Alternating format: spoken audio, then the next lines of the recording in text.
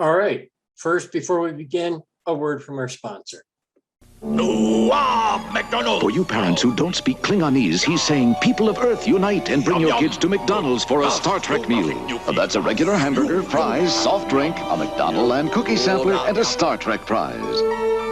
Oh, yes, 5 different boxes based on Star Trek the Motion Picture. Action scenes, jokes, games. He says, take it from a father who knows. His kids love him. McDonald's Star Trek meal available for your kids now. Program complete. Enter when ready. Hey, welcome back to the Captain's Log. I took a couple of weeks off there because I had knee surgery and I wanted to recover before I did any more serious recording. And the last couple of weeks were ones that I had pre-recorded before I did surgery. So here I am back live. And anyway, this week I thought I would talk about the many love interests that Kirk had while he was in Starfleet and while he was alive. And I knew there was going to be a bunch. There was some that I would consider flings, like, the Orion girl in that he, that was the assistant of Captain Garth. There was the girl in Triskelion, his trainer, and also that girl who was moving around faster than light, I guess. Dina was her name, and a few others. He didn't really love them, in my opinion. They were just basically flings. And so I left those out of my equation. And instead, I decided to focus on the women that he really and truly showed some love in. Now, the first woman, of course, would be his mom, Winona Kirk. From what I've been able to find out, she was born around the year 2210, and she was about 23 when she gave birth to Captain Kirk.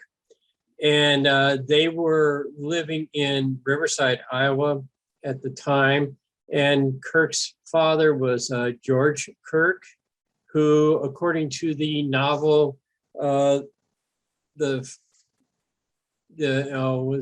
in with Robert April, and I guess it was The First Frontier, the book was called, and he was essentially the first officer of the Enterprise before it was even named the Enterprise. But I digress. And the next, of course, being his mother, he was, of course, very much in love with her. And we did get to see Winona in the Star Trek movie from 2009. And she was an officer on the Kelvin with her husband, George Kirk. But I'm not even going to consider that part. Like I said, I'm going to stick to the timeline that I am familiar with, what I call the prime timeline from the original series as it was broadcast. I'm not even going to worry about diverging timelines or, whatever, and nothing like that. Now, when Kirk was a cadet at Starfleet Academy, he had several girlfriends, I'm sure, but one that he truly loved was called Ruth. And as much as I tried, I couldn't find out what her last name was. And this was about in the year 2252. He would have been a senior, or he had just barely graduated from Starfleet Academy. And Ruth and him were really, really romantically involved, because that was evidenced by the way he reacted to her in the original series, Shortly, on the Shortly planet. And, that romantic music that came on, and, the soft lighting and her looks and stuff. She was truly beautiful in that episode. And although, I know the one in the episode was an android and stuff, but she was a representation. This is how Kirk remembered her. And I guess they lost touch with each other somehow. in between the time he graduated and when he came back from his first cruise, which tells me the cruise was probably a long one.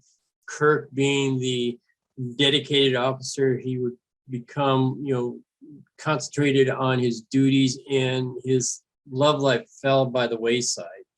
Now, the next love interest that he had was, of course, Carol Marcus. Now, I'm not talking about the one in the Kelvin timeline movies. I am talking about the lady that we saw in Star Trek II, The Wrath of Khan.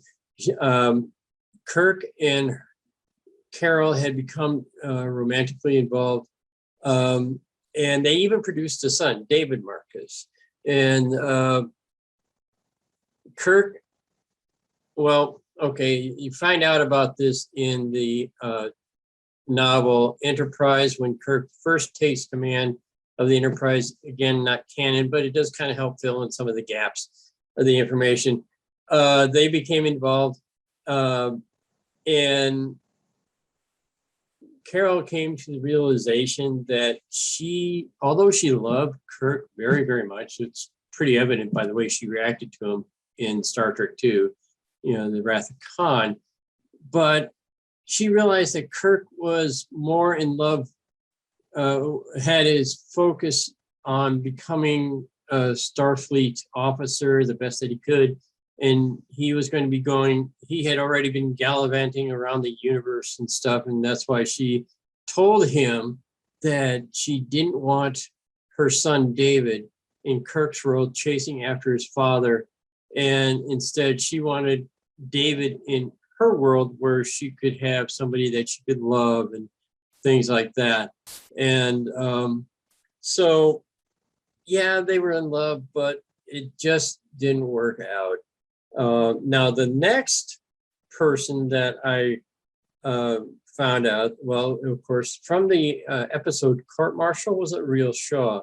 And this is where McCoy said that famous line, about him being a doctor and all his friends looked like doctors, and all of Kirk's friends looked like her. All of my old friends look like doctors.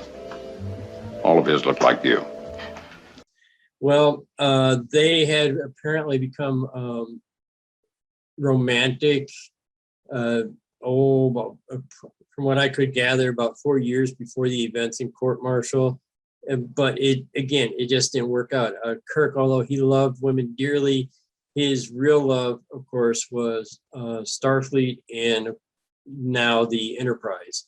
But apparently by that timeline, she had met him before the Enterprise. So he was becoming very, very focused on his Starfleet career, which is why it probably didn't work out. Of course, as we all know from having watched that show, Ariel became the prosecuting officer at Kirk's court martial when supposedly he had let go the pod from the ship before the time came. And she was prosecuting him and trying to, convict him of that, which was obviously very hard on her. But she was dedicated just like Kirk, so she was going to do her job the best way that she could. And after that, of course, is probably my favorite one, Edith Keeler. I couldn't leave her off the list at all. Kirk and crew were investigating the time wave disturbances around the Guardian planet. They didn't call it that at that time, but that's what it later became known as. And so they found out where it was being centered. They beamed down to the ship. But see, by that time, McCoy had gotten injected with a very powerful drug that made him hallucinate, paranoid, and things like that. Well, they chased him down to the planet. He went through the Guardian back to what they found out to be the 1930s. Kirk and Spock went after him. They came across Edith Keeler before they met up with McCoy. Kirk was very impressed with her ideas and her strength of character. And so he fell in love because she was a kindred spirit to him. And he couldn't help but love that in her. And they were really, really in love. You could tell this by the way that how Kirk struggled when he found out later that in order to set the timeline right after what McCoy had done in the past, Edith had to die, because what McCoy did was prevent Edith from dying. Well, they finally met up with McCoy, and of course, Kirk stopped McCoy from Edith being run over by a truck. And you could tell by the pain Kirk was showing that he had really, truly loved her, but he knew what his duty was and he had to set things right. And his other great love interest, well, let me say this before. I can imagine Kirk even being willing to stay behind in the 1930s to live a life with Edith. That's how much in love with her he was. And Kirk, when he loved someone, he loved them deeply and with a huge passion. He was very devoted to the women he loved.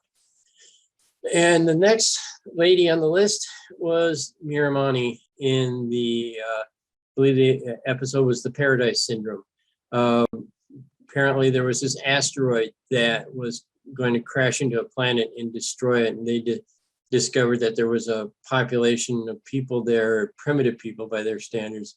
And as it turned out, it was transplanted what we now call Native Americans to that planet. And the planet's name was Amerind, which was a mashup of American Indian. And anyway, they found this obelisk, which turns out they discovered to be a deflector that they could deflect the asteroid with. But Kirk, in fooling around with the controls, he got in the middle of a data stream and he lost his memory. Well, as he was coming out of the obelisk, Miramani was a priestess for that Native American tribe, and she was the daughter of the chief Goro. Well, when she saw Kirk come out of the obelisk, she thought he was a god.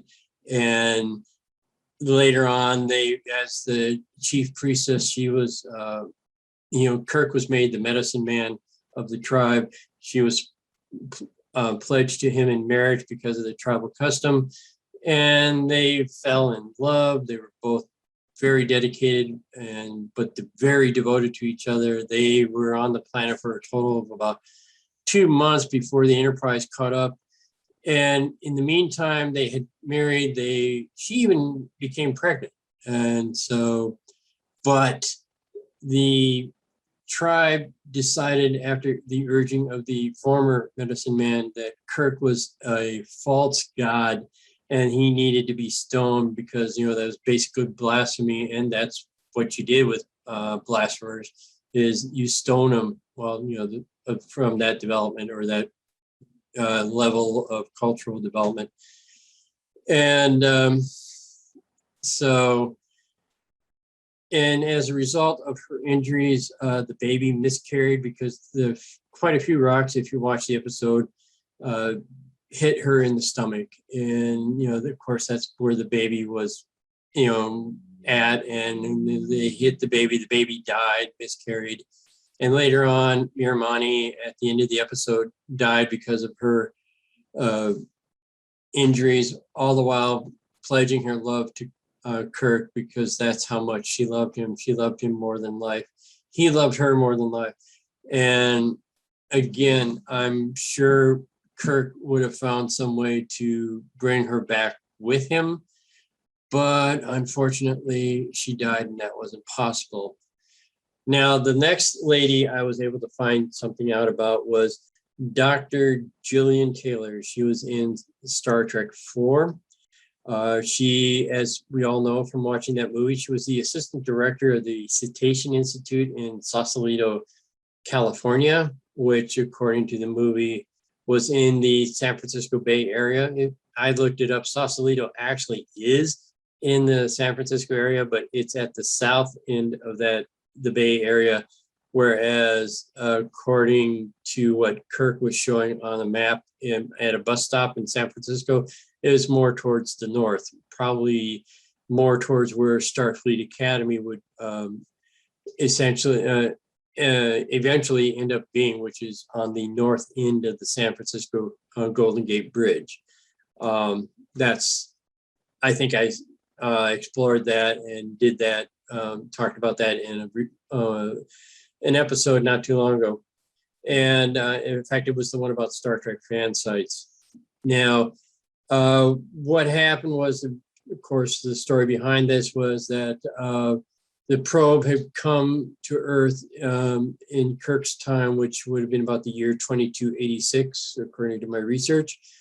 And it didn't find any whales, because it was supposed to be communicating with whales or whale-like creatures all through the galaxy. And according to its programming, it had to basically sterilize the planet, which is what it was doing. Kirk and crew figured it out. They decided to go back in time and pick up a couple of whales, using of all things a Klingon bird of prey, which Scotty, of course, miracle worker, converted in a tank in there, and they were able to bring the whales back. But Jillian was the person in charge of the whales. With her help, Kirk and crew were able to find the whales after they had been released, put them in the Klingon bird of prey, transported them up. And Jillian decided, since she apparently didn't have any relatives or whatnot, that she would come forward in time too, because in her words, who in the 23rd century knows anything about whales? And she would have been the best person to take care of them, especially since they were her whales, George and Gracie. I love those names.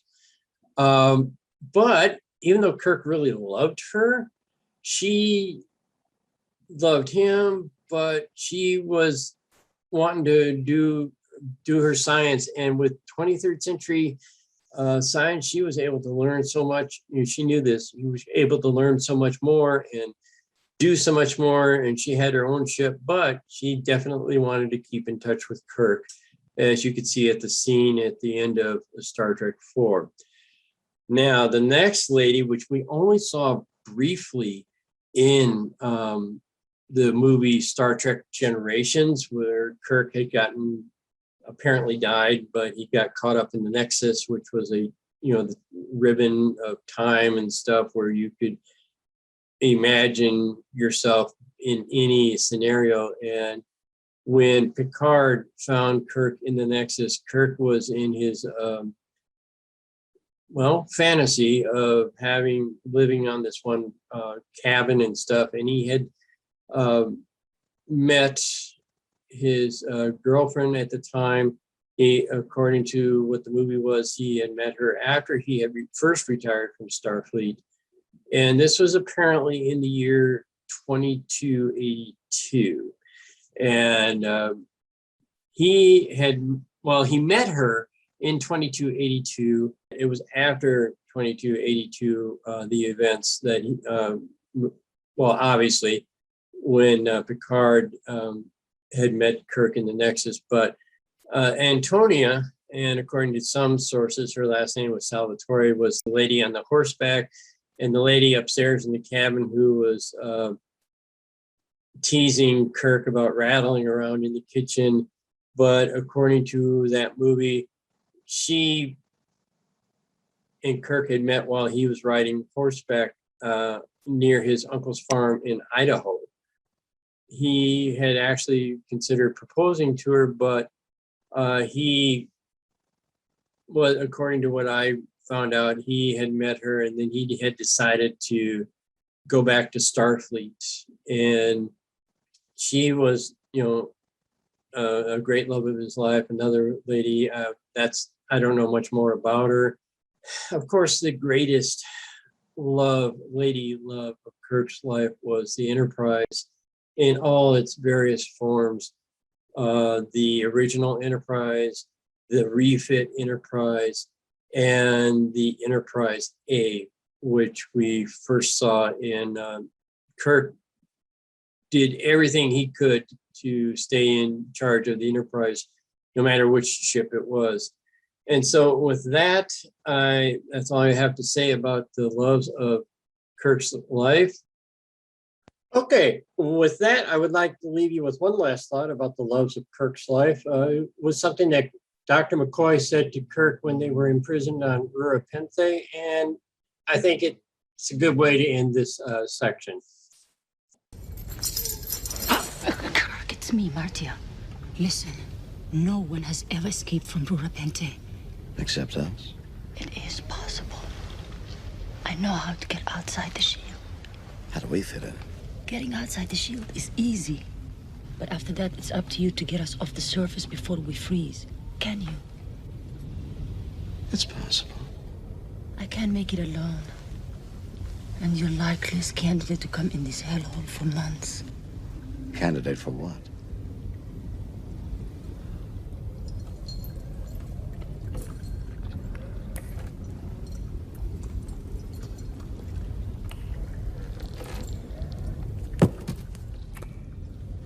Go to Lift 7 in the morning for mining duty.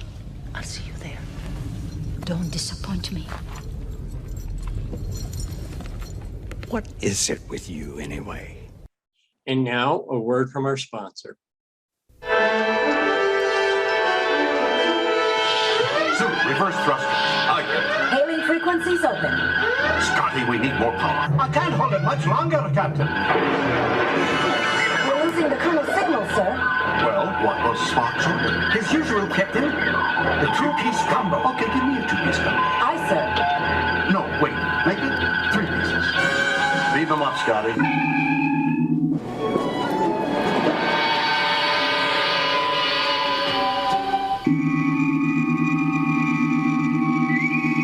Status report. Close call, Captain. Almost lost the coleslaw on that one. Captain's log, stardate 2453.87. The crisis was averted, our cravings satisfied. The chicken was excellent. Take us out of here, Mr. Sulu. Warp factor 2.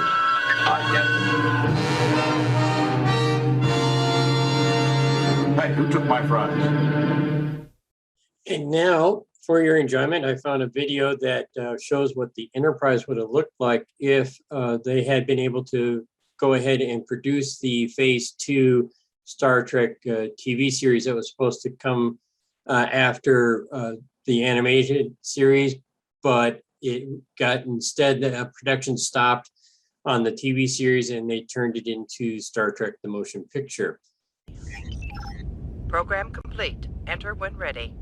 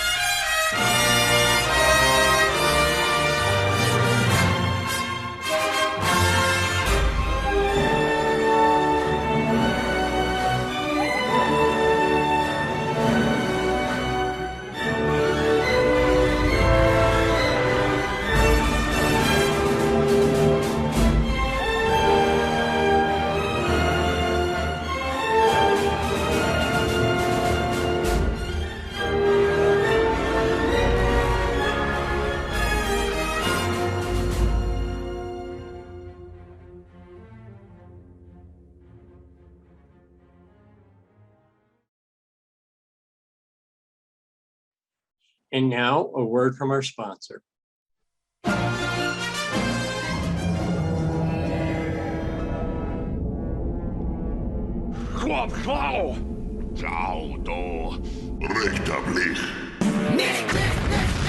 Skid tricks je van flonk. Edgy take bratic slugs. Rash sock.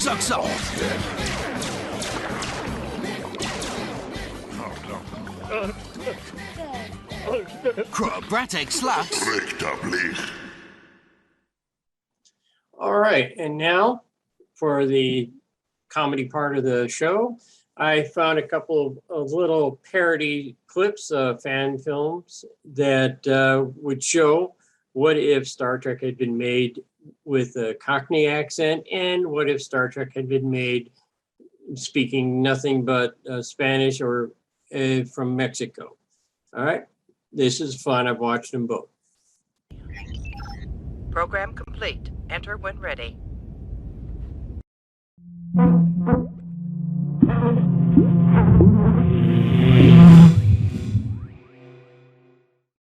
Stardate 508.395. The moment the crew of the Millennium Enterprise have dreaded is upon them. Their most feared enemy, the Klingons, have begun an invasion of the Federation, and this time there may be no stopping them.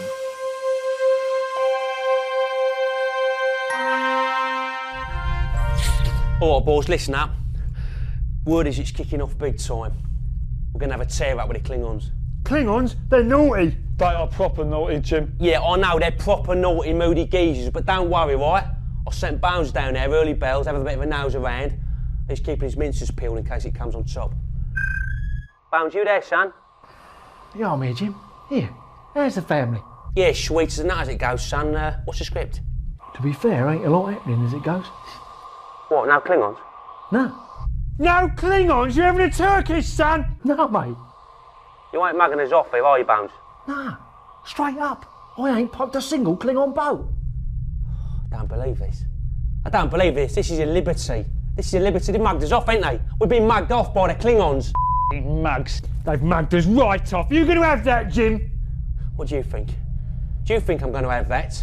Do you think I'm going to have that off them mugs? Bones, get yourself back up here, son. I tell you what.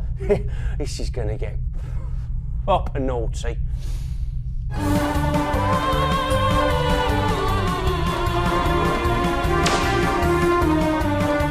Original content every day. Channel B. Join us. Espacio. La frontera última. Estos son los viajes de la nave Enterprise.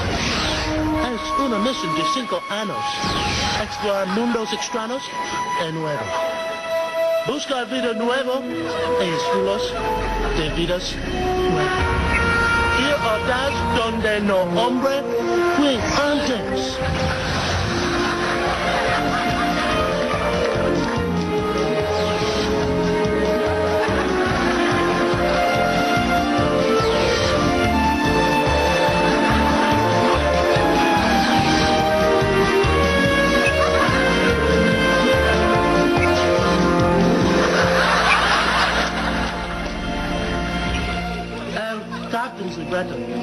Stardate 1, 2, 3, 4. El nave Enterprise es en su menor para los Starbase 9. Señor Spock. Sí, capitán. ¿Dónde están los Starbase 9? Subamos a la Starbase 9 en 3 días a la Warp 8. Señor Zulu. Dispone una ruta para los Starbase 9, Warp 8. Sí, capitán. Starbase 9, Warp 8. Oh, capa, Kirk. Los motores no han cargados de Warp 8. Warp 4, señor Scott? Sí, capitán. Warp 4. Señor Zulu, dispone una ruta para los Starbase 9, Warp 4. Sí, capitán. Starbase 9, Warp 4.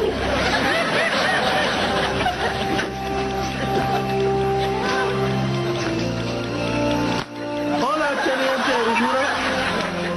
Hola, Capitán Kirk.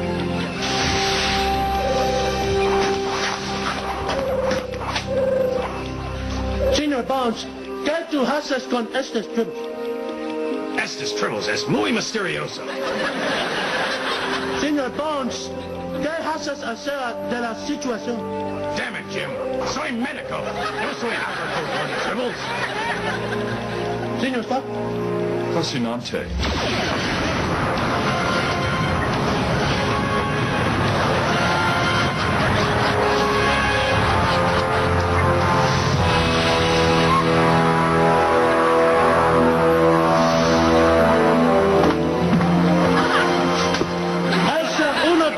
Hola, el Capitán Kirk.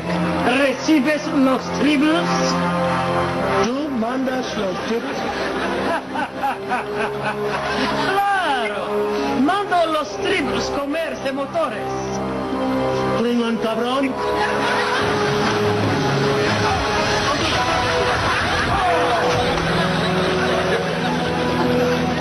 Bueno, el capitán. Bueno. Pero esto es la problema de las tribbles. Señor Bones, si puedo. Hey, Jim.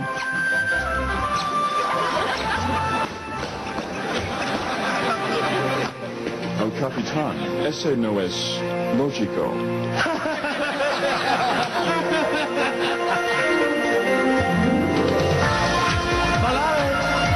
Aquí en las estrellas.